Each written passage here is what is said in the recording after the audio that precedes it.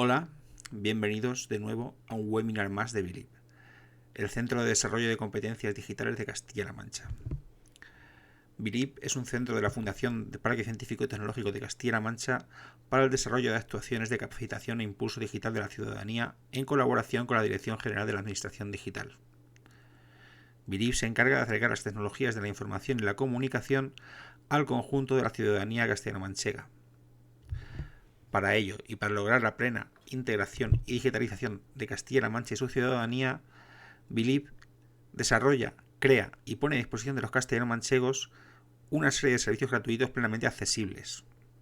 Entre estos servicios se encuentran las siguientes líneas de actuación. Bilib garantiza el acceso a la tecnología de la información y la comunicación en cualquier rincón de la región a través de los centros de Internet y otras aulas formativas.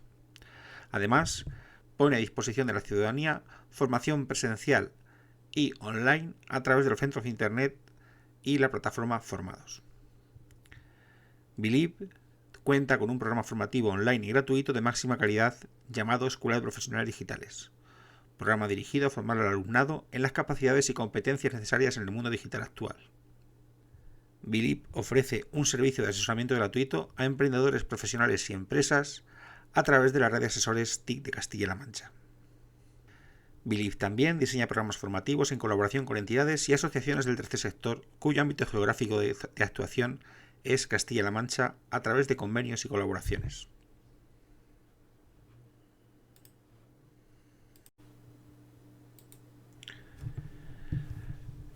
El webinar de hoy lo vamos a dedicar a fundamentos de programación. Es un webinar donde vamos a hablar de las bases de la programación, de los conceptos previos que hay que conocer respecto a la programación para, a partir de ellos, dar nuestros primeros pasos en lo que son los lenguajes de programación y las pautas iniciales y básicas para aprender a programar.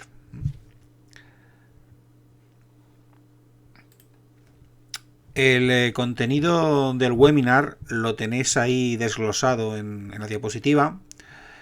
Van a ser 5 partes.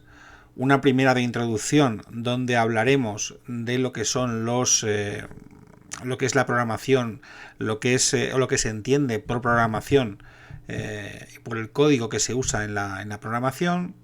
Una segunda parte donde hablaremos de los programas, cómo se configuran, qué es un programa exactamente y cómo se estructuran los programas a la hora de luego poder trabajar con ellos para escribir nuestro código que haga que funcionen esos programas. En la tercera parte hablaremos de lo que son los lenguajes de programación. Sí, veremos los conceptos básicos de algunos de estos lenguajes, cómo se estructuran y los diferentes tipos de lenguaje de programación que podemos encontrar. Y luego en las dos últimas partes nos iremos ya a 3 conceptos básicos que son necesario conocer antes de meternos en cualquier lenguaje de programación o en cualquier dinámica en la que comencemos a diseñar código o a escribir código, como son en el punto 4 los tipos de datos que se manejan dentro de la programación, y las variables como concepto y como referente que se usa en todos los lenguajes de programación. Y por último hablaremos de lo que son los algoritmos, que un poco estructuran o diseñan lo que es el código de programación a posteriori. Este webinar es un webinar inicial que se une a los otros 2 webinars que tenemos, el de Iniciación a la Programación parte 1 y el de Iniciación a la Programación parte 2, y los 3 funcionan en global como un todo. Es decir, en este webinar inicial veremos la base antes de ponernos a programar, y en Iniciación a la Programación 1 y en Iniciación a la Programación 2 ya nos iremos concretamente a lo que es el código de programación y poder escribir nuestros primeros códigos.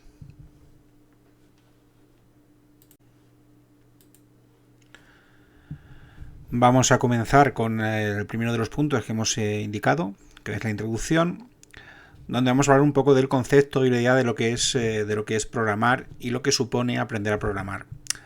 Aprender a programar siempre ha sido una tarea que se ha considerado laboriosa y trabajosa y que ha requerido mucho tiempo y mucho trabajo.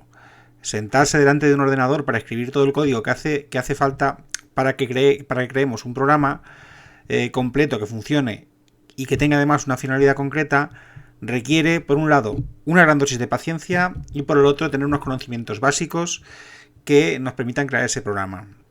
Pero, en esencia, ¿qué es programar? ¿A qué nos referimos cuando hablamos de programar? Programar esencialmente es crear una serie de órdenes dirigidas a un ordenador o a un dispositivo como una tablet, un móvil, incluso un electrodoméstico que permita llevar a esa máquina, permita llevar a cabo las tareas que le encomendemos, con el objetivo de que complete esas tareas que le hemos indicado. ¿De acuerdo? La programación, en definitiva, es el instrumento que permite la ejecución de las tareas que le indicamos a un sistema informático. Cualquier tipo de equipo tecnológico depende, en todos los casos, de una serie de tareas que previamente se le han programado. Ahí tenéis, por ejemplo, esta imagen donde, de manera resumida, se muestra lo que es el concepto de programación. A una entrada de datos se le aplica internamente en ese programa un proceso que está definido por unas instrucciones que el programador ha marcado, y tras ese proceso los datos que se han introducido se modifican, se cambian o se sufren todas las adaptaciones que ha ideado mediante las instrucciones el programador, y eso da un resultado o una salida a partir de ese proceso. ¿De acuerdo? Entonces, eso es más o menos el resumen de a que nos referimos cuando hablamos de lo que es la programación.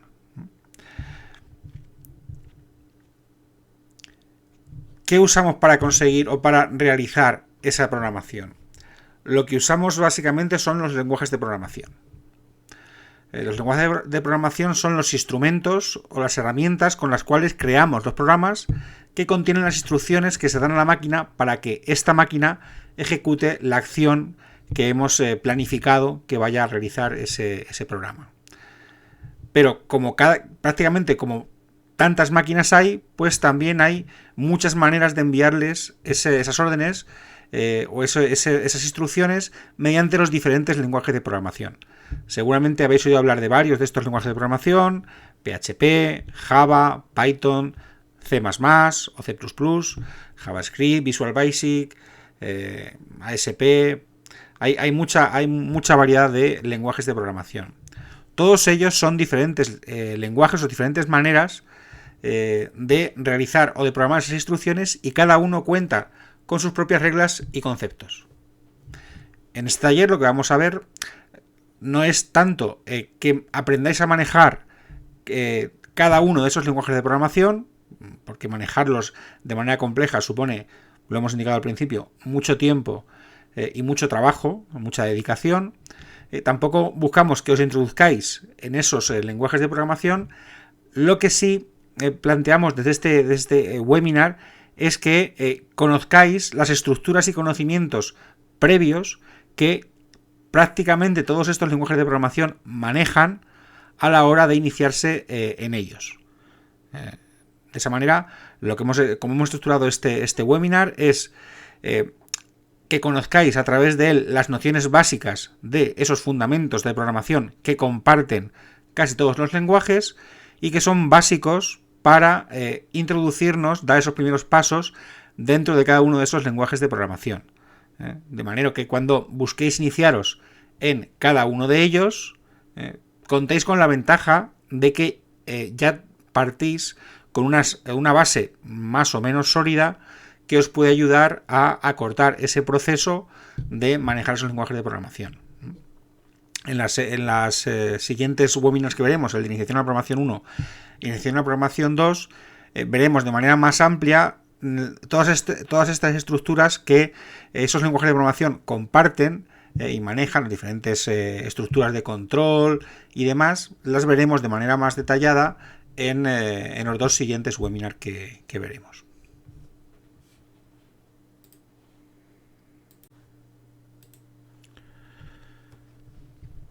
Vamos a ver ahora el segundo de los puntos. Vamos a hablar de lo que son los programas, cómo se configuran los programas y qué estructura tienen los programas, para que luego podamos, a partir de saber cómo se planifican, cómo se estructuran y cómo se diseñan, podamos a partir de entonces trabajar en el código que construye esos programas.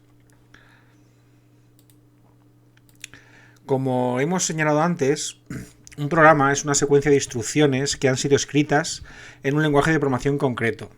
Esta serie de instrucciones que son entendibles por el ordenador o la máquina que los va a ejecutar y que permite la realización de una tarea o la resolución de un problema.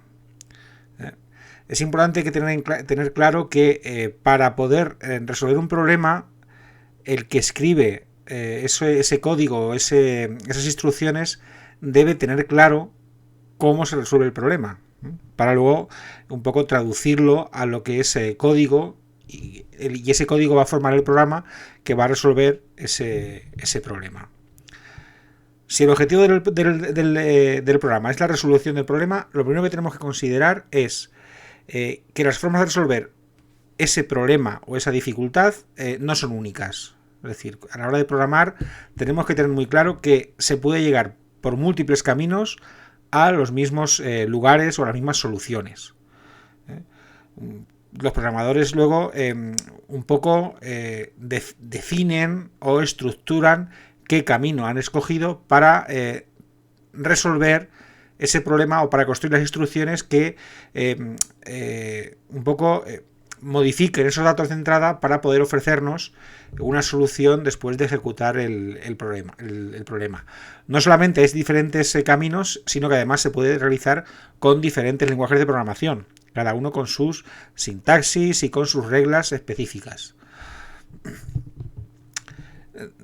No obstante, sí es cierto que aunque definamos o decidamos mediante diferentes programas, mediante diferentes caminos, llegar a esa solución, sí es cierto que podemos distinguir diferentes partes en los programas que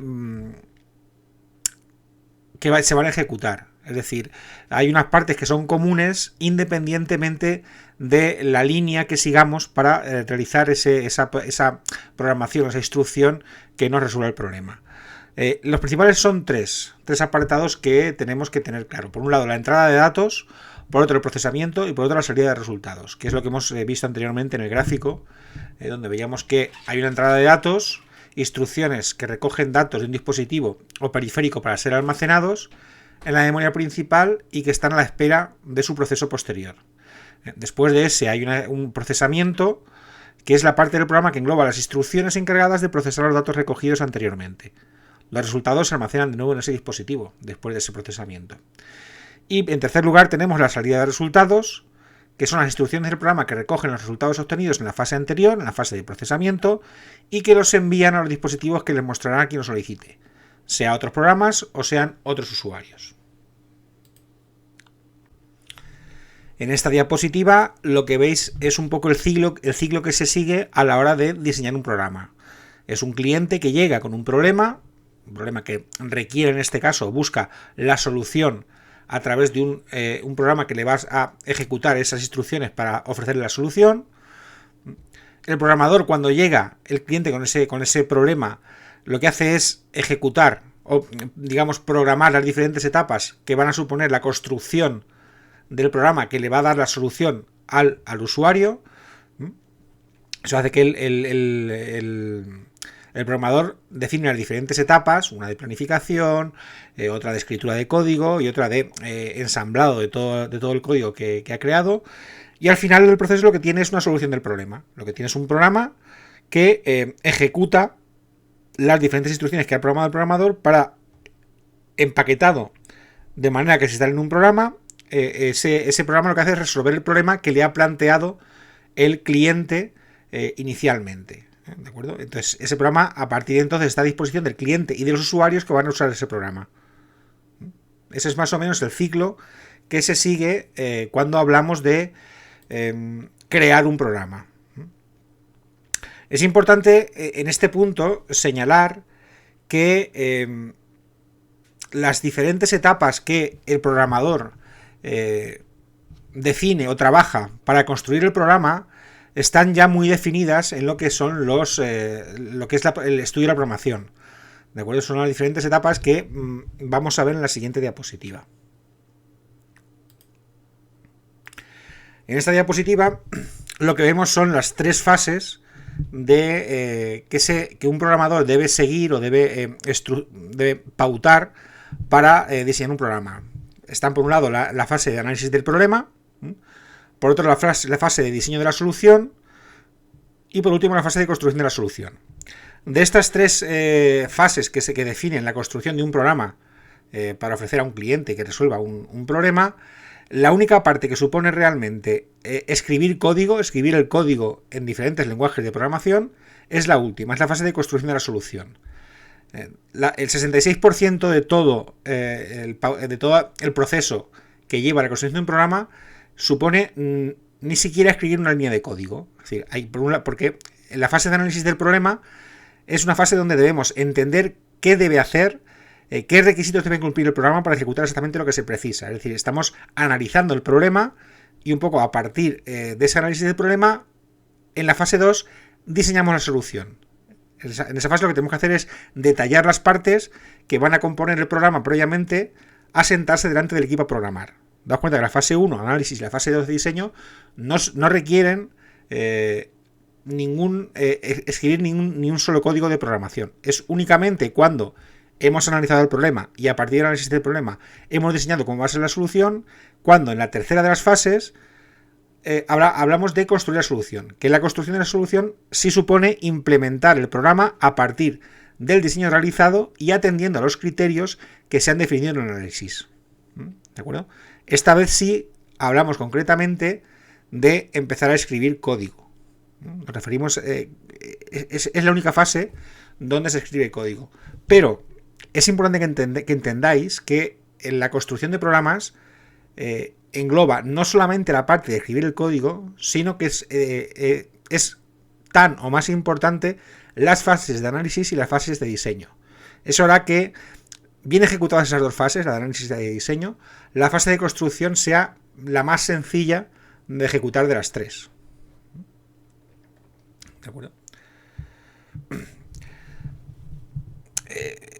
Eso hace que las fases de análisis y diseño sean fases críticas a la hora de la construcción de un programa.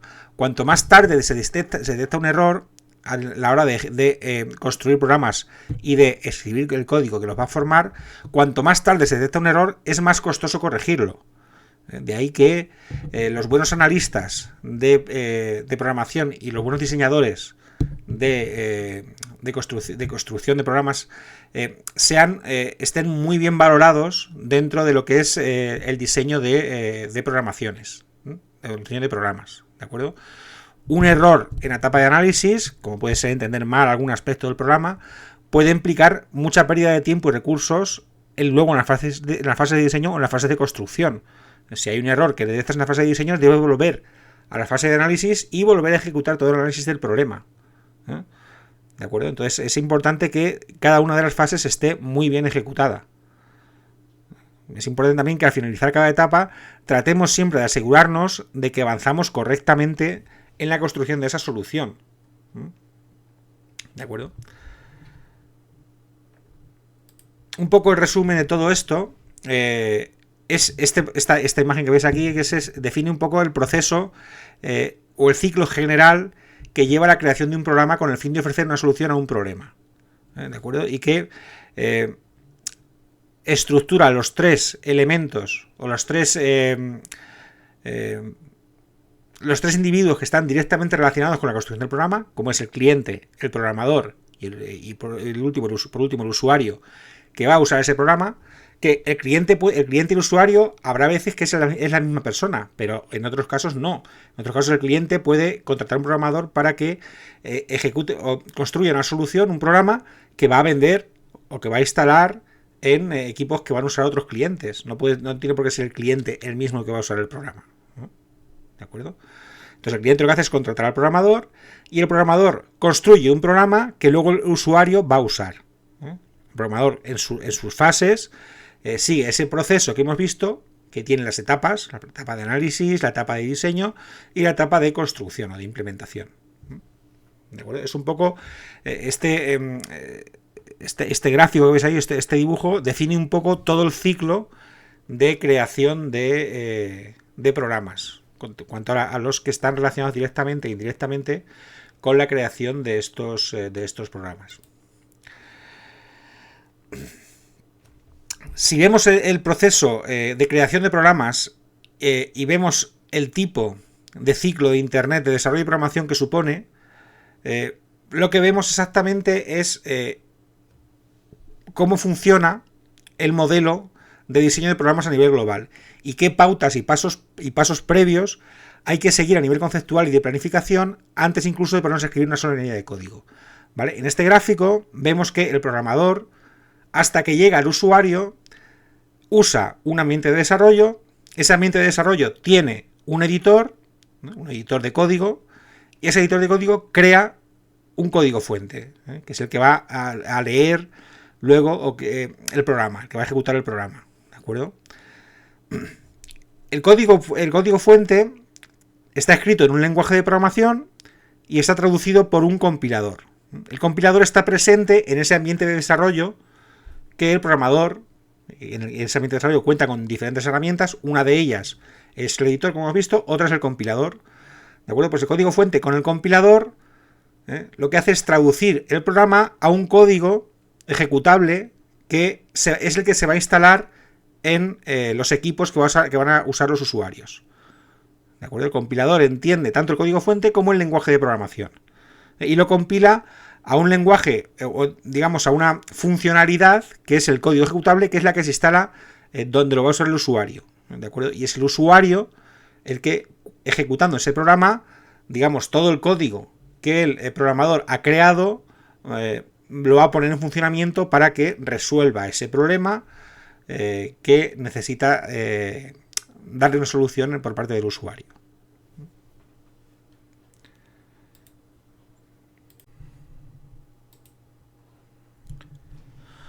Vamos a hablar ahora de los lenguajes de programación. Una vez tenemos claro qué es un programa y cómo debemos plantearnos realizarlo, el siguiente paso, que no es el menos importante, es decidir en qué lenguaje se va a escribir ese programa que nos va a generar la solución al problema planteado.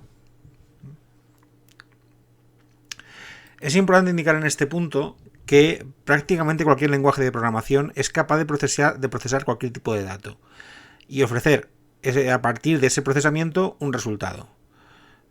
Por ello, a la hora de decidir qué tipo de lenguaje de programación se va a usar, no depende tanto de qué es lo que quieres conseguir, sino de en qué es especialista el programador que va a escribir ese programa. Los programadores al final suelen especializarse en lenguajes específicos, más que conocer varios lenguajes. Cuanto más y mejor conoce el programador todas las posibilidades que ofrece un lenguaje, más fácil será que los programas que se creen ofrezcan mejores resultados con un consumo de recursos menor y además se optimice mucho la fase de construcción de ese programa. ¿Qué es un lenguaje de programación? Bien, podemos definir un lenguaje de programación como un conjunto de caracteres y reglas que permiten crear un programa para introducir y dar la información en un ordenador. Son lenguajes que se han creado de manera artificial con el objetivo de conseguir la comunicación entre el humano y la máquina, o también entre dos máquinas. ¿De acuerdo? Eso es básicamente lo que es un lenguaje de programación. Es decir, es una manera de comunicarse y de escribir un código que la máquina puede ejecutar, o una manera de establecer una comunicación entre dos máquinas que se comuniquen entre ellas. ¿Qué tipos de lenguaje de programación hay? Hay diferentes clasificaciones. Vamos a ver en este caso, en el caso de este webinar, solamente dos de ellas. Por un lado, la clasificación que se hace a partir de lenguajes por grado de abstracción, y en segundo lugar veremos el tipo de lenguaje hablaremos de lenguajes de alto nivel, ¿de acuerdo? Por tipo de nivel. En cuanto a tipos de lenguaje programado de abstracción, ahí tenéis la clasificación que los engloba en 5 grandes grupos, ¿de acuerdo? Que son van un poco de más abstracto a menos abstracto. Tenemos por un lado el lenguaje máquina, que es el lenguaje básico que entiende directamente el computador, es el lenguaje que directamente ejecutan los procesadores dentro de su entorno de funcionamiento. Es un sistema que funciona exclusivamente en binario, funciona en base a unos y ceros. 1 pasa la corriente, 0 no pasa la corriente, o está apagado. 1 encendido, 0 apagado, ¿de acuerdo? Eso es cómo funciona ese tipo de lenguaje máquina. Los siguientes grupos de lenguaje de programación son lenguajes de bajo nivel, que son lenguajes que buscan sustituir ese lenguaje máquina por uno más parecido al usado por los humanos. Se le llama también, aparte del lenguaje de programación de bajo nivel, se le llama también lenguaje ensamblador, ¿de acuerdo? Y, digamos, cada procesador o cada tipo de chip procesador tiene su propio lenguaje específico de lenguaje ensamblador o de lenguaje de programación de bajo nivel para poder escribir instrucciones para ese procesador. De ahí pasamos al siguiente grado de abstracción, digamos menos abstracto, que es el lenguaje de alto nivel. Son lenguajes que se parecen en mayor medida a lo que son las construcciones que usamos en el habla humana. Hacen una adaptación mucho más adecuada al hombre de lo que son los lenguajes de bajo nivel, el lenguaje ensamblador. Son lenguajes que son independientes del procesador con el que trabajemos, ¿de acuerdo? Por lo que se puede usar en cualquier ordenador. Son los que conocemos comúnmente. Son los del C, C++, Java, Fortran, Pascal, Python, Lo, PHP, etcétera. Todo ese tipo de lenguajes de programación que conocemos, de los que hemos ido a hablar, son todos lenguajes de alto nivel. Luego tenemos los compiladores. Los compiladores no son un lenguaje como tal, sino que son los programas que se encargan de procesar las instrucciones escritas en lenguajes de alto nivel y las convierten a lenguajes de bajo nivel y a lenguaje máquina. Es decir, son un poco como traductores de lenguajes de alto nivel a lenguaje de bajo nivel o de lenguaje máquina, ¿de acuerdo? Para que el ordenador pueda entenderlas. Hace falta, cuando escribimos nosotros, cuando un programador escribe en PHP o en C++ o en Java, escribe el código, lo está escribiendo en lenguaje de alto nivel. Entonces, cuando acaba de escribir ese código, tiene que compilarlo para que genere un archivo, un lenguaje que el procesador pueda entender con respecto a lo que hemos escrito en ese lenguaje de alto nivel. ¿De acuerdo? Lo que hacen los compiladores es al final generar un archivo ejecutable que es el que debemos introducir y ejecutar en la máquina que va a ejecutar ese programa. ¿De acuerdo? Ese programa que hemos creado en ese lenguaje de alto nivel. Y por último tenemos lo que son los intérpretes. Los intérpretes son pequeños programas que se encargan de leer línea a línea el código del programa que hemos creado y que antes de ejecutarlo nos validan si tenemos algún error en ese código que hemos escrito. Si existe ese error, si es un error, pues algún error lógico o algún error de que nos hemos saltado una regla de sintaxis del lenguaje en el que estamos escribiendo, pues si existe ese error, se identifica ese error, nos avisa y el programa no llega en ningún momento a ejecutarse. Es decir, nos indica, pues aquí en este punto del programa hay un error y podemos corregirlo en ese momento antes de compilar el programa y pasarlo al procesador para que lo ejecute. No sé si conocéis, por ejemplo, Scratch. Scratch es un programa que se usa para iniciarse en la programación en niños y en jóvenes. Pues las primeras versiones de Scratch funcionaban como intérpretes. Funcionaban como intérpretes, lo que te identifican era errores que cometías en la ejecución de ese programa que estabas diseñando. ¿De acuerdo? Lo que vamos a ver en este webinar y en los dos siguientes se aplica en el 99,9% de los casos solamente a los lenguajes de alto nivel. A los PHP, a los Python, a los Java, a todo ese tipo de lenguajes, no a lenguajes de bajo nivel, ni lenguajes máquina, ni a compiladores ni intérpretes. ¿De acuerdo? Entonces, si nos quedamos solamente en lenguajes de alto nivel, vamos a ver qué tipo de clasificación existe entre los tipos de lenguaje de alto nivel. Aquí tenéis un poco la clasificación de lenguajes que hay dentro de los tipos de lenguaje de alto nivel. Hay lenguajes imperativos, lenguajes declarativos, funcionales, lógicos y lenguajes orientados a objetos. Vamos a ver cada uno de ellos, cada uno de estos grupos, por qué se caracterizan o por qué se agrupan en los lenguajes dentro de estos grupos. Los lenguajes imperativos son lenguajes que se ordenan directamente en los que se ordena, directamente a la computadora cómo debe realizar el proceso siguiendo una serie de pasos. Es decir, se le indica claramente a la computadora qué paso debe seguir primero, cuál después, etcétera. Todos los pasos se lo van declarando de manera muy clara a la computadora. Ejemplos de este tipo de lenguajes son Clipper o DBase. Lenguajes declarativos son lenguajes en los que se le indica al programa qué es lo que se quiere obtener como resultado sin especificar los pasos que tiene que dar para conseguirlo. Es decir, lo que hacemos funciona sobre todo como lenguajes de base de datos. Es decir, cuando hacemos una base de datos, lo que hacemos es una consulta en la que lo que buscamos es conseguir un resultado al final. El motor interno de cómo lo consigue ese lenguaje ya lo tiene, la lógica interna ya la tiene programada internamente el programa, y nosotros solamente tenemos que decidir qué queremos conseguir al final para que el programa se ejecute, o sea, el lenguaje internamente ejecute su lógica para que nos dé ese resultado. Ya digo que son sobre todo lenguajes de base de datos, como MySQL o SQL. Luego tenemos lenguajes funcionales, que son lenguajes que se basan en la utilización de funciones matemáticas predefinidas, donde se les da un valor de entrada y devuelven uno de salida. Algunos de estos lenguajes son Lisp, ML o CAML.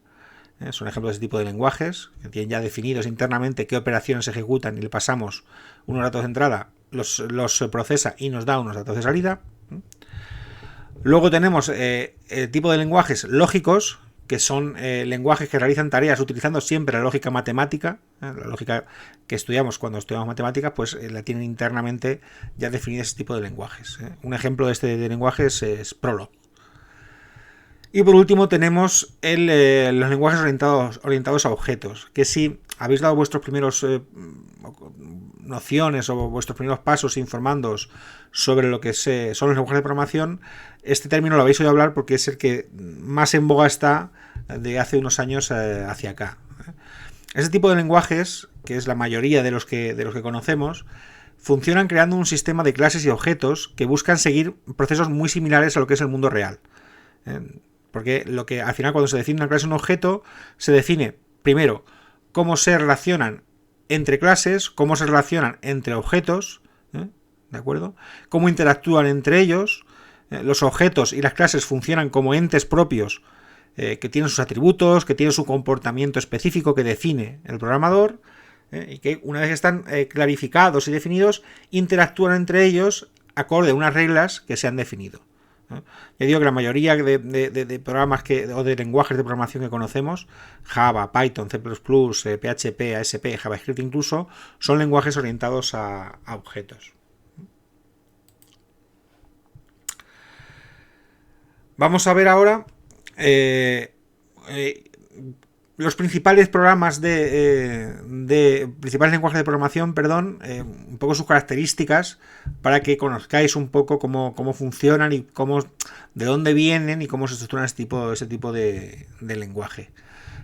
Tenéis que tener en cuenta a la hora de enfrentaros a cualquiera de estos lenguajes que cuando alguien se enfrenta a aprender un nuevo lenguaje, tiene que partir de la base de si ya eres un experto programador o si eres alguien novel en la programación.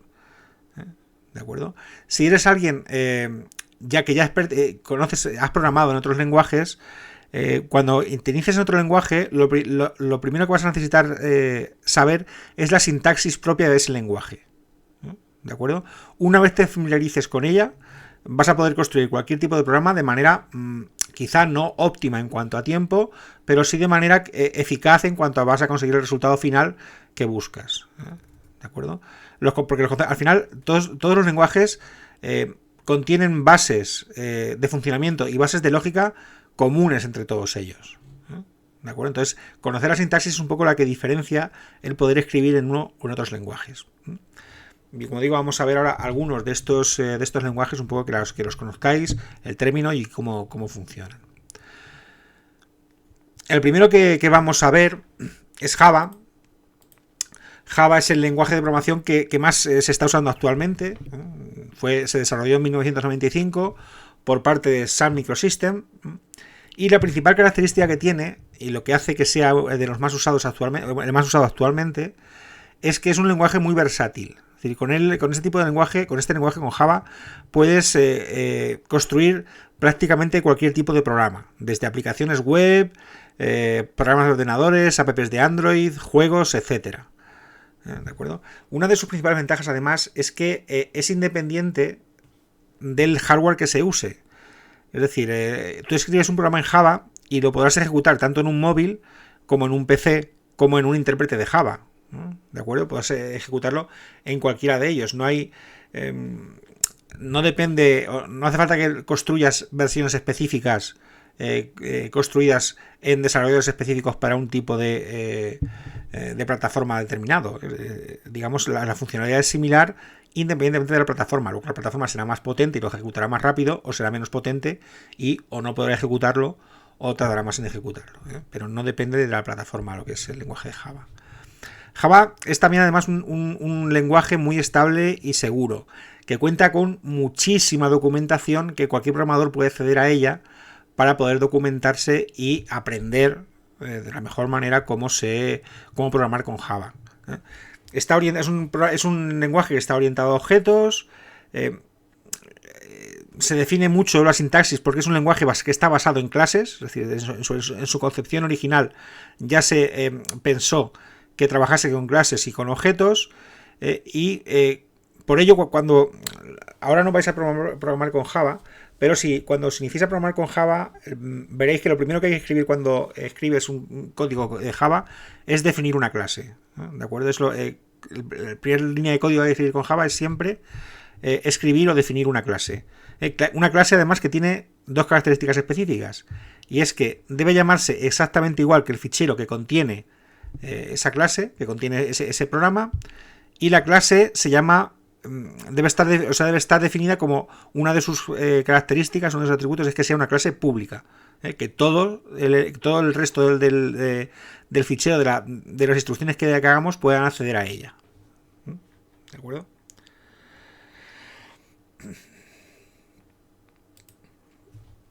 El siguiente lenguaje del que vamos a hablar es Python. Python es un lenguaje que durante años se ha usado poco. Tuvo cierto éxito hace bastantes años, pero luego tuvo una decaída. Aunque últimamente se ha vuelto a poner de moda, sobre todo porque es el mejor lenguaje ahora mismo o que más se usa para trabajar en el campo de la inteligencia artificial. ¿De acuerdo? Es un lenguaje que es muy amigable. Su creador, Guido van Rossum, lo desarrolló principalmente para enseñar a programar a sus alumnos, ¿de acuerdo? Entonces es un lenguaje muy sencillo de aprender. Las órdenes y comandos que contiene dentro del lenguaje son palabras comunes en inglés. Digamos, la lista de órdenes que forma el programa es muy sencilla de leer y es del lenguaje común si manejas el inglés. Por ejemplo, si tienes que imprimir, la orden es tan sencilla como escribir print. ¿De acuerdo? Y te imprime ese texto en pantalla. Si tienes que hacer un condicional, tan sencillo como poner en inglés if, else. O sea, el if, si pasa esto, ejecútame esta instrucción. Else, si no pasa esto, ejecútame esta otra instrucción. O sea, el if y el else.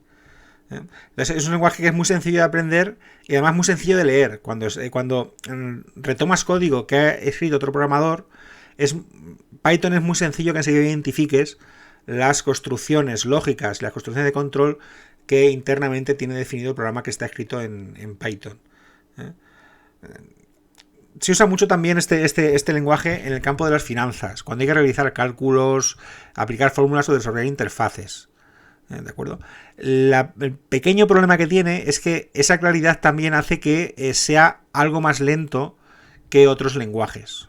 Digamos, no es el más rápido en la ejecución de los lenguajes de programación, pero sí es el más claro a la hora de trabajar con él. Es un muy buen lenguaje para iniciarse a programar. ¿De acuerdo? No es muy bueno, por esa falta de optimización, no es muy bueno en aplicaciones web o para móvil. En ese sentido es mejor Java u otro tipo de lenguajes.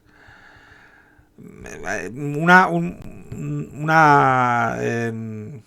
particularidad que tiene Python a nivel de sintaxis es que, por ejemplo, sí diferencia internamente entre mayúsculas y minúsculas. ¿De acuerdo? Entonces, además no hace el salto de línea, lo entiende como tal y no hace falta marcarle que aquí hay un salto de línea, como por ejemplo en Java, que en Java tienes que marcar el salto de línea con un punto y coma al final. Python no, Python el salto de línea lo entiende como que has saltado de línea y estás ya en otra línea para poder seguir creando código, escribiendo código. El siguiente de los lenguajes que vamos a ver es PHP, que se creó en 1924 por el programador canadiense Ramus Lerdof, cuyo objetivo cuando lo creó era contar con un conjunto de herramientas para el mantenimiento de páginas web. Es decir, en su origen no se estructuró como un lenguaje completo. De hecho, en la sintaxis de PHP 1.0, la versión 1.0, había muchas estructuras de control que le faltaban todavía, lo que hacía que no se configurase o que no se entendiese como un lenguaje de programación completo, pero luego se fue completando a partir de esas carencias que tenía inicialmente. Es también uno de los más sencillos para iniciarse en la programación. ¿De acuerdo? Y también, al estar muy orientado a lo que es el entorno web, tiene herramientas muy específicas para entornos web y muy potentes. Entonces, a nivel de aplicaciones de entorno web, es el que más se usa actualmente, es el lenguaje de PHP. Es un lenguaje además de que es de código abierto, es decir, no es propiedad de ninguna empresa, lo que hace que prácticamente toda la gente que participa en la comunidad de PHP constantemente esté publicando y creando módulos que ayudan y mejoran la funcionalidad de este lenguaje. Está orientado casi en exclusiva prácticamente a la programación web, ya digo que está muy optimizado en esa línea. Y como característica, a lo mejor también respecto a lo que comentaba de Python y Java en cuanto al salto de línea, este es como Java o como C, y también el salto de línea no lo entiende como tal y tienes que marcarle el final de línea con un punto y coma. ¿De acuerdo? El siguiente que vamos a ver es JavaScript, y que ahí lo primero que os digo es que JavaScript no tiene nada que ver con Java. Solamente tiene la raíz del problema, pero no tiene nada que ver. Son lenguajes completamente diferentes, con propósitos completamente diferentes. ¿De acuerdo? Es cierto que JavaScript tiene cosas de Java y del lenguaje C, pero son esas construcciones, aunque las tengan visualmente, tú las leas y sean igual, no funcionan igual. La funcionalidad que tiene interna no es la misma. JavaScript se usa principalmente para construir aplicaciones dentro de las páginas web, ya que es un lenguaje, no es un lenguaje de servidor, sino que es un lenguaje de cliente. Funciona directamente en el navegador de los clientes. Cuando alguien accede a internet, se baja el JavaScript y la funcionalidad que contiene ese programa escrito en JavaScript se ejecuta directamente en el navegador del cliente. Eso hace que para que funcione simplemente hay que escribirlo en una hoja de texto. ¿De acuerdo? Lo escribes en una hoja de texto y con abrir en el navegador como si fuese una página web ya te ejecuta toda la funcionalidad que está desarrollada dentro de ese archivo. Es el navegador, digamos, ya se encarga de ponerlo en marcha. Esa facilidad a la hora de comprobar la ejecución que estamos haciendo de esa funcionalidades que estamos construyendo con código hace que sea uno de los que más se use para también aprender a programar. Es decir, no tienes que crearte un entorno de desarrollo muy complejo para poder probar código que vas construyendo. ¿De acuerdo? Tú simplemente, ya digo, con una hoja de texto que tú guardas, la abres con el navegador y todo el código que has escrito en JavaScript te lo ejecuta como si fuese un programa. Es un lenguaje que está jerarquizado y que está además muy bien estructurado. Es muy sencillo seguir el flujo del programa, seguir el flujo de por dónde va, porque es lineal, ver todo lo que está ejecutando ese programa. También es un lenguaje que está orientado a objetos. Hay una serie de bloques de programación que aceptan ciertos datos y ofrecen ciertos resultados. Los objetos están creados por los programadores, ¿de acuerdo? Y compartidos para todo el mundo que quiera usarlos. Así que hay muchas funciones y muchas herramientas que ya están escritas dentro del programa y que puedes llamarlas para ejecutarlas cuando tú creas ese programa. Es muy sencillo de aprender. Ya digo que Python se usa mucho para aprender a programar, un poco más hardcore, y JavaScript de manera más sencilla, más liviana, también se usa mucho para aprender a programar. ¿De acuerdo? Pero tenéis que entender que hay que entender que solamente sirve para crear herramientas y funciones dentro de una página web. Es decir, no va más allá. Está muy acotado a dónde funciona los programas escritos con este código. ¿De acuerdo? Además, para que funcione de manera completa, necesitas trabajar no solo con JavaScript, sino también con HTML y PHP. Necesitas conjugar JavaScript con HTML y con PHP, PHP como lenguaje de servidor, HTML como lenguaje de visualización de páginas web y JavaScript como la funcionalidad que se ejecuta a través de los navegadores dentro de esas páginas HTML. ¿De acuerdo? A nivel de sintaxis, por ejemplo, JavaScript diferencia entre mayúsculas y minúsculas y, al igual que Python, no es preciso marcar el salto de línea con un punto y coma. Es recomendable, pero no es necesario. Entiende el salto de línea como un cambio de línea. No hace falta poner el punto y coma. El último lenguaje del que os voy a hablar es C o C++, que es uno de los más antiguos que existen. Lo que hace que, por esa antigüedad y la serie de programas que se han desarrollado con C o con C++, sea uno de los más usados actualmente a nivel de programación global junto con Java. Java se usa más, pero este también es uno de los que se usa de manera más amplia, más extendida. Fue creado en 1969 por Dennis Ritchie y se creó principalmente para diseñar sistemas operativos. Es un lenguaje que está a medio camino entre el alto y el bajo nivel, tendiendo más a lo que es el bajo nivel. Está más cercano al hardware de la máquina, es más difícil de aprender, pero a la vez es más potente y más óptimo, optimiza mucho lo que son el tiempo de desarrollo y el tiempo de ejecución frente al procesador, porque no necesita mucho reinterpretación ni mucha compilación desde lo que escribes a lo que el procesador entiende. Ya digo que es de los más eficientes a la hora de escribir programas y aplicaciones. Las empresas que usan sobre todo grandes bases de datos y programas de contabilidad muy amplios buscan hacer sus programas más que en otro tipo de lenguajes en C++. Ya digo porque en C o en C++, porque es más potente y es más eficiente que otro tipo de programas. Otra de las ventajas que tiene es que otros lenguajes como JavaScript o Java se basan en él. O sea, cogen parte de su estructura lógica y la implementan ellos en su sintaxis propia. ¿De acuerdo? C++, la diferencia entre C y C++ es que C es el lenguaje de bajo nivel y C++ un poco es la versión de alto nivel, se llama C++. Es un lenguaje que está orientado a objetos, lo que hace que sea más sencillo de usar. Está más, enfocado hacia el programador.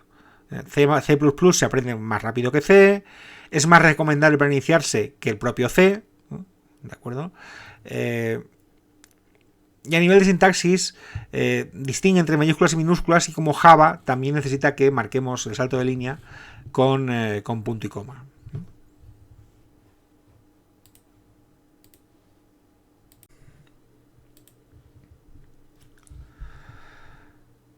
Bien, hasta ahora hemos estado hablando de qué es un programa, de cómo debemos diseñar y en qué tipo de lenguajes podemos escribir ese programa. Y en todos estos apartados hemos hablado siempre de un concepto que ya ha salido varias veces durante todo el webinar. Y es el concepto de datos. ¿De acuerdo? En este punto vamos a hablar de tipos de datos, qué son los datos y qué tipos de datos hay, y de un concepto, de un elemento de programación que tiene mucho que ver con esos datos, como son las variables. Datos. ¿Qué son los datos? Siendo estrictos, los datos en el mundo de la programación son cualquier tipo de información que introducimos en un ordenador. Cualquier tipo de información que metemos dentro del ordenador es un dato como tal, ¿de acuerdo? Pero los datos también son el resultado que los programas nos ofrecen tras procesar esos datos que hayamos introducido. Esos datos iniciales que hemos introducido, tras el procesamiento que realiza el programa, también nos devuelve una serie de datos. ¿De acuerdo? Entonces, al final, cuando hablamos de datos, ¿a qué nos referimos exactamente cuando en lo que es el entorno de programación? Al final, los datos son tanto los elementos que procesa un programa como los resultados que obtenemos tras el procesamiento de esos datos iniciales por parte del programa. ¿De acuerdo? Ambos conceptos engloban lo que son los datos cuando hablamos de ellos en un entorno de programación. En programación cuando hablamos de datos también tenemos que hablar de tipos de datos. ¿De acuerdo? El tipo de dato, de dato, cuando nos referimos a él, hablamos del atributo que tiene el dato y que indica al programa qué tipo de dato va a manejar. Es importante que los programas, cuando manejan datos, los clasifiquen por el tipo de dato que determina qué es cada uno de los datos. ¿De acuerdo? Al final, el tipo de dato es la propiedad que determina su dominio. La propiedad del valor que determina su dominio. Cuando hablamos de determinar el dominio de un dato, lo que determina es qué valores puede tomar ese dato. Es decir, hasta dónde alcanza el contenido que puede tener ese dato. Qué operaciones se le pueden aplicar a ese dato y cómo se representa internamente el dato dentro del computador. ¿De acuerdo? Es importante tener eso claro porque cuando hablamos del dominio del dato, qué operación se puede aplicar y cómo se representa internamente el dato en el computador, todos los datos que maneja un programa, todos tienen un tipo. ¿De acuerdo? Y vamos a ver ahora en la siguiente diapositiva los diferentes tipos de datos con los que podemos encontrarnos. Hay diferentes tipos de datos, hay muchos casos específicos que en cada lenguaje de programación definen un poco sus propios tipos de datos. Aquí vamos a hablar solamente de los principales que podemos encontrar en cualquiera de ellos, ¿de acuerdo? No de los específicos que genera cada uno de los lenguajes de programación. Además de estos que estamos viendo, que estáis viendo en la diapositiva, existen muchos otros e incluso podemos crear, en diferentes lenguajes de programación, podemos crear nuestro propio tipo de datos, ¿de acuerdo? Pero, digamos, los globales, los que manejan prácticamente cualquier lenguaje de programación son estos que veis ahí en el cuadro. Hay tres grandes tipos de datos, como son los numéricos, texto y lógicos, ¿de acuerdo? Y luego internamente cada uno de ellos tiene sus propios subtipos. Por ejemplo, el tipo de dato numérico tiene dos subtipos, como son entero y reales. El tipo de dato texto tiene otros dos subtipos, como son caracteres y cadenas. Y el tipo de datos lógicos tiene un subtipo principal que es el booleano, el boolean. ¿De acuerdo? Ahí tienes un poco la descripción de cada uno de ellos, que es el tipo numérico subtipo entero, es un tipo de dato que corresponde a aquellas variables que exclusivamente pueden recibir valores sin decimales, es decir, un número entero que no contenga decimales. ¿De acuerdo? El tipo de dato numérico con subtipo real es un tipo de dato, en cambio, que corresponde a aquellas variables cuyos valores sí contienen una parte decimal. ¿De acuerdo? Es otro tipo de dato. Luego, si vamos a los tipos de dato texto, tenemos tipo de dato caracteres, es decir, en este tipo de datos encontramos los caracteres conocidos, es decir, caracteres de una sola letra, A mayúscula, A minúscula, un número, un símbolo como la arroba, el ampersand, alguno de estos, ¿de acuerdo? Pero contiene solamente uno. Y por otro lado tenemos cadenas, que las cadenas son conjunto de caracteres, es decir, la unión de varios caracteres que pueden dar lugar a una palabra, a una frase. Hablamos de cadenas como tal, es decir, de diferentes caracteres asociados y agrupados como uno solo, ¿de acuerdo? En este caso siempre el valor de este tipo de datos se encierra siempre entre comillas, ¿de acuerdo? Para significar que son una unidad como tal. Y luego, por último, si nos vamos al tipo de datos lógicos, el gran subtipo que tienen los valores lógicos es el booleano. El valor booleano son tipos de datos que se asemejan mucho a lo que es el lenguaje binario, de unos y ceros, de apagado encendido, de verdadero y falso. El booleano es que solamente tiene dos valores, o true o false, o verdadero o falso. ¿De acuerdo? Ese es otro tipo de dato que podemos encontrar en los lenguajes de programación. ¿De acuerdo?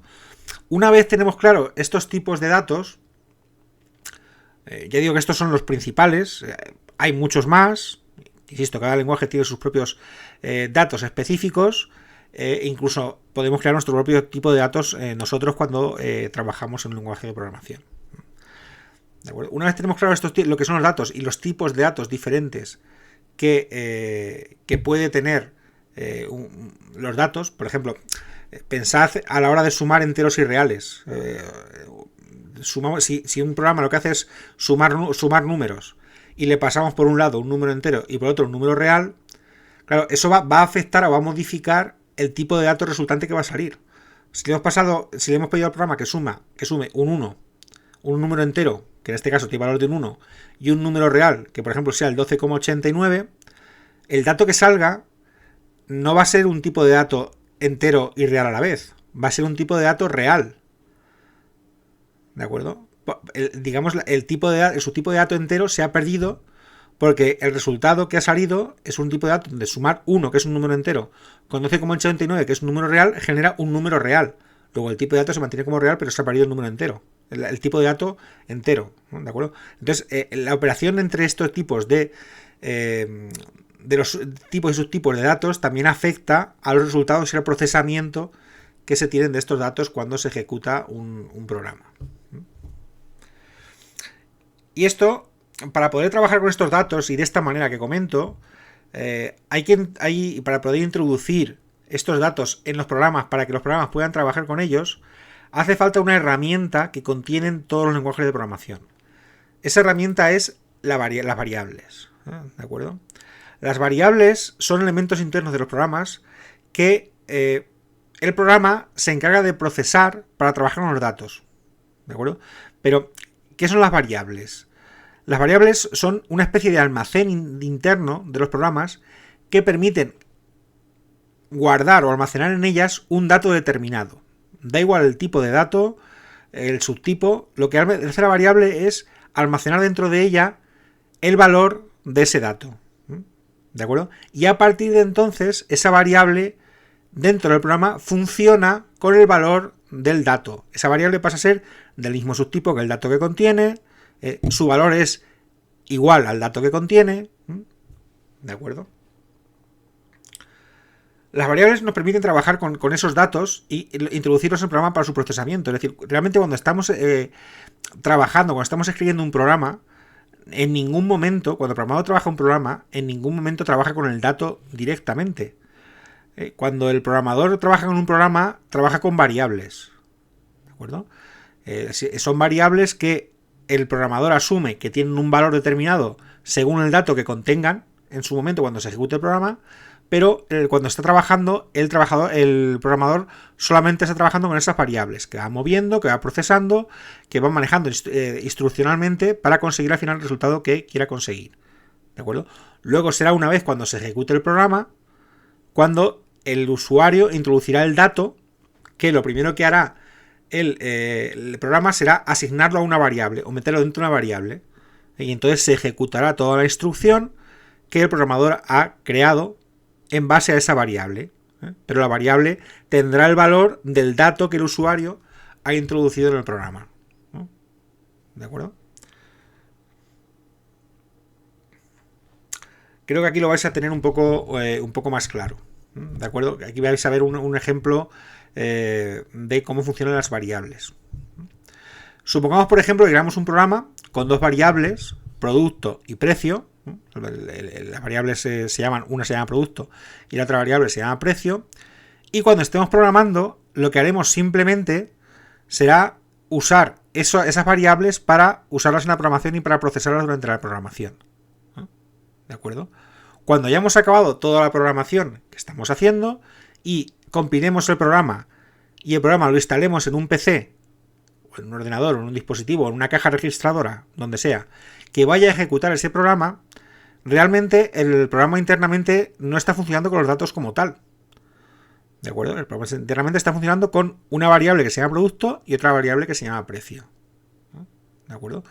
Entonces, lo que hará el usuario de ese programa será, cada vez que usa el programa, asignará un valor a producto y otro valor a precio. Entonces, cada vez que usa el programa lo llamamos una iteración, una realización de una ejecución de ese programa, ¿de acuerdo? La primera vez que lo usa, por ejemplo, supongamos que es una caja registradora donde estamos pasando el precio de un producto para sumarlo en una factura. La primera vez que lo pase, ¿de acuerdo? La variable producto tomará el valor del primer producto que ha pasado por el lector de código de barras para sumárselo en la factura. Que el usuario, el cliente ha comprado una camisa, pues la variable producto tomará el valor de la camisa cuando le hagamos la lectura de la etiqueta. Y el precio tomará el valor del precio de esa camisa. ¿De acuerdo? Cuando lleguemos al segundo producto que trae el cliente, el valor a esa iteración 2, el segundo producto que tendrá será un pantalón, entonces la variable producto tomará el valor de pantalón y la variable precio el valor de venta de ese pantalón, 23 euros. ¿De acuerdo? El proceso que seguirá el programa será exactamente el mismo en la iteración 1 que en la iteración 2. Es decir, sumará en la factura camisa 10 euros. ¿De acuerdo? Cuando vaya al siguiente paso o el siguiente producto que va a ejecutar ese programa, pues digamos la siguiente línea que escribirá será producto, pantalón, precio 23 euros. El tercer producto que vaya a comprar, iteración 3, producto, zapatos, precio 55. ¿De acuerdo? Todos los está almacenando el programa dentro de la misma variable, pero cada vez que se ejecuta ese programa, el valor de producto y el valor de precio cambia. ¿De acuerdo? Así en iteración 4, que será el producto, el cuarto producto que venda, será el producto sombrero, precio 12 euros. ¿De acuerdo? De esa manera, pensadlo, se está optimizando la ejecución del programa. Daos cuenta de que en lugar de tener que escribir tantas veces como productos vaya a comprar el cliente, lo que hago es escribirlo una sola vez y simplemente ejecutar esa instrucción cada vez que pasa un producto. Solamente lo he escrito una vez. ¿De acuerdo? Pero cada vez el valor de producto y el valor de precio va cambiando.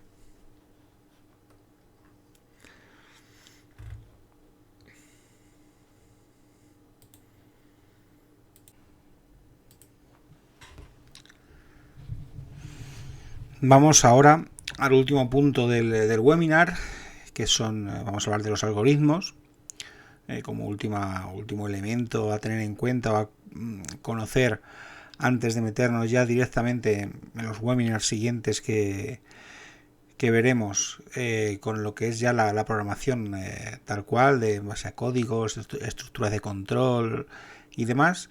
Vamos a ver lo que son los algoritmos.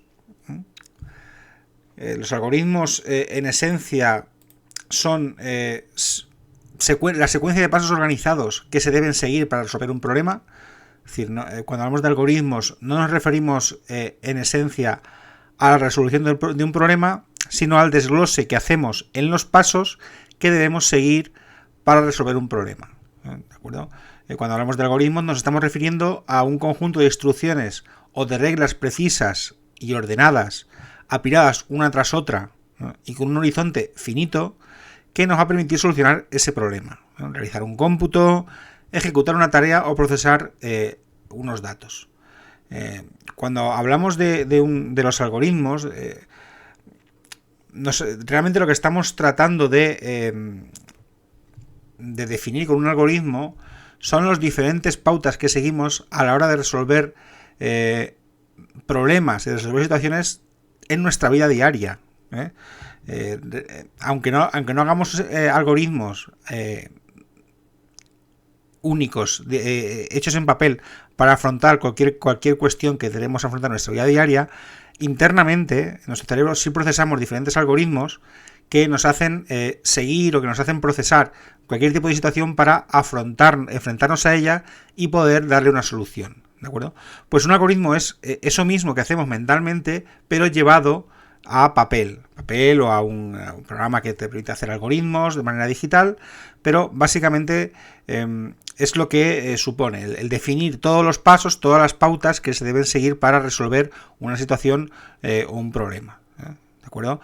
En matemáticas, por ejemplo, cuando multiplicamos o dividimos, lo que estamos haciendo es trabajar con el algoritmo de la multiplicación o de la división. ¿De acuerdo?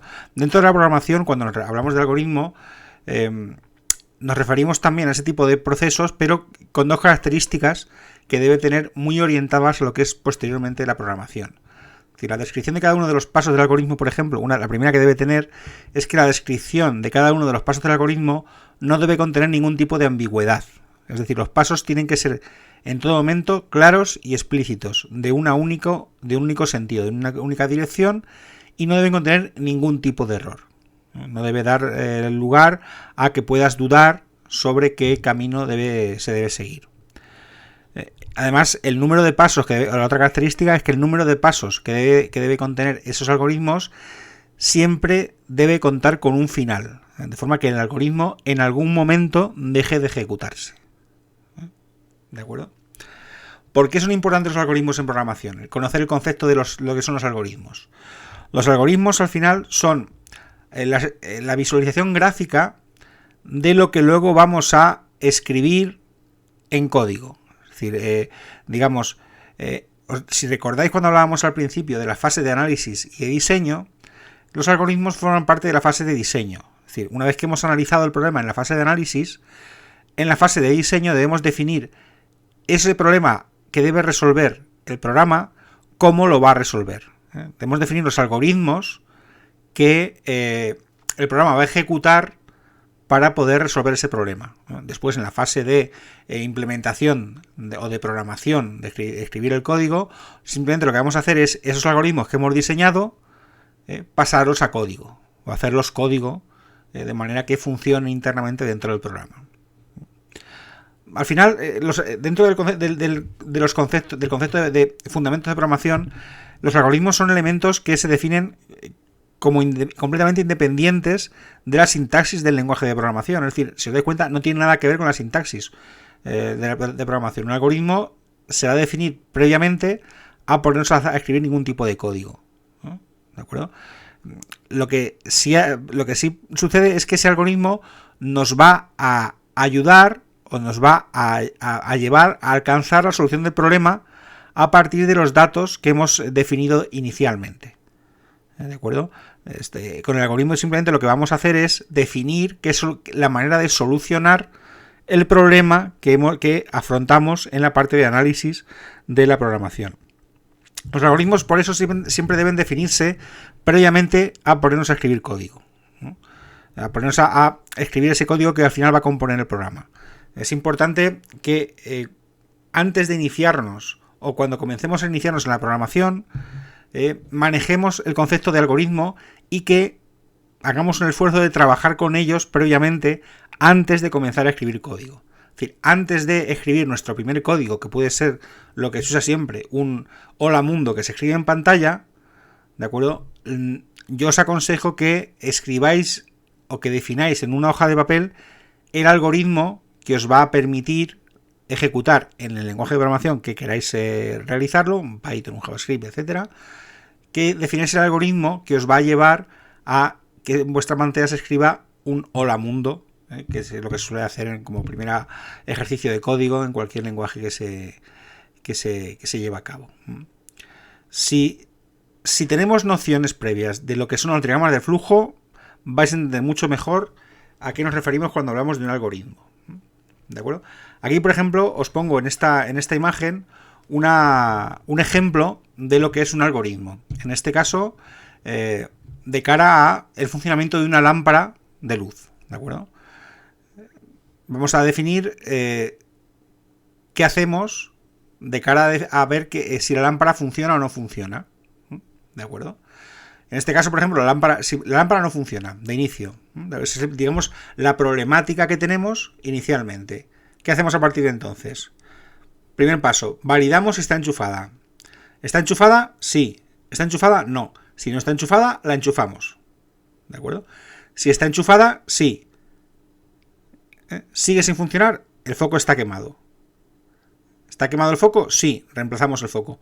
No. Comprar otra nueva lámpara. ¿De acuerdo? Aquí nos está definiendo todos los pasos, todas las pautas que seguimos de cara a la validación y a la solución que podemos tener de cara a si nuestra lámpara no funciona. Tenemos, digamos, dos testeos, como son está enchufada y está el foco quemado, ¿de acuerdo? Y en base a esos testeos tenemos tres posibles soluciones, ¿de acuerdo? Una que sería enchufarla, otra que sería reemplazar el foco, ¿de acuerdo? Y otra que sería comprar nueva lámpara. Si os dais cuenta, es un flujo que seguimos desde el punto 1, que es la lámpara no funciona, llegamos a la validación de está enchufada, ahí la validamos, vemos si está enchufada, ¿de acuerdo? Si no está enchufada, la enchufamos, tenemos esa solución, ¿de acuerdo? Si está enchufada, sí, y sigue sin funcionar, ¿qué hacemos?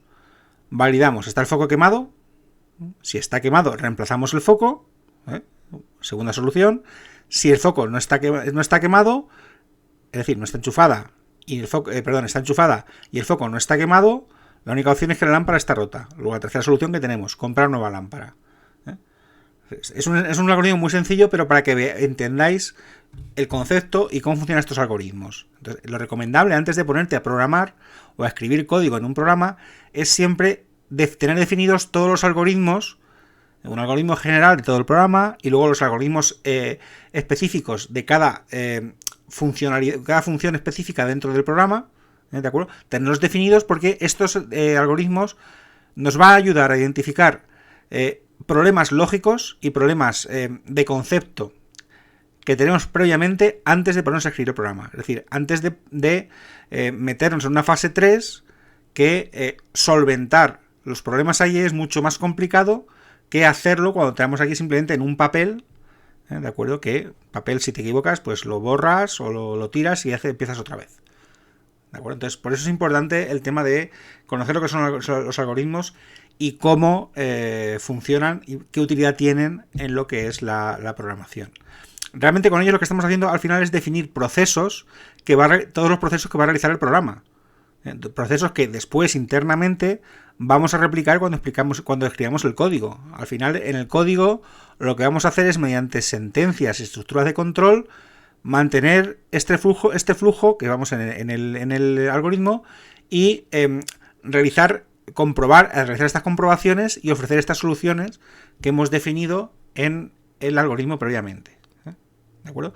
Estos algoritmos, los podéis realizar tanto en papel o yéndoos a alguna plataforma que os permita hacer ese tipo de algoritmos, como puede ser Lucidchart o Canvas, ¿de acuerdo? Os metéis en esas plataformas y ahí podéis hacerlos de manera digital, si queréis hacerlo un poco más profesional que simplemente en papel, ¿de acuerdo? A la hora de diseñar visualmente algoritmos, hay una simbología que se sigue de manera estándar. Por ejemplo, ahí os pongo alguna de esta simbología estándar. Por ejemplo, el círculo o el óvalo es el proceso de inicio de fin del proceso, ¿de acuerdo? Un cuadrado representa que estás realizando una actividad, ¿de acuerdo? Un rombo tumbado es como una decisión, una fórmula, un interrogante, una comprobación que se realiza, ¿de acuerdo? Un cuadrado con la base blanca representa como un documento utilizado o generado, ¿de acuerdo? Un círculo indica la conexión o el enlace de actividades con otra parte del diagrama. El diagrama puede ser tan sencillo como hemos visto antes o mucho más complejo, ¿de acuerdo? Ese forma de escudo indica una conexión por fuera a otra hoja donde continúa el programa. Es decir, los diagramas pueden ser tan complejos que no quepan en una hoja, sino que tenga que seguir en otra hoja siguiente. Pues con esa flecha se sigue. Y ese triángulo invertido es una espera en el proceso. ¿De acuerdo? Puede ser una espera mientras se comprueba otro elemento, o puede ser una espera mientras se está ejecutando otro procedimiento, otra instrucción. ¿De acuerdo? Y luego las flechas hacia arriba o hacia abajo lo que indican es el flujo o la secuencia que se está siguiendo dentro del diagrama. Digo que estos son los estándar o que se siguen de cara a todo este diagrama de flujo. ¿De acuerdo? Y con esto cerramos el webinar de hoy.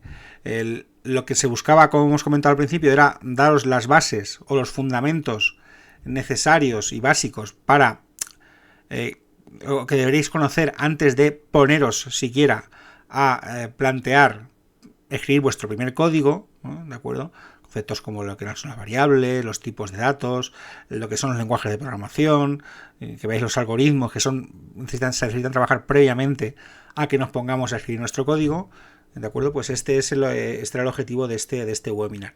Como he comentado al inicio, es el primero de un bloque de 3, ¿de acuerdo? Donde los dos siguientes, este fundamento de programación, el siguiente que es el de iniciación a la programación, continúa a partir de este punto, ya adentrándonos directamente en lo que son las estructuras de control más simples dentro de los lenguajes de programación, y en el último de los webinars hablamos ya de las estructuras más complejas, funciones y demás que contienen los lenguajes de programación.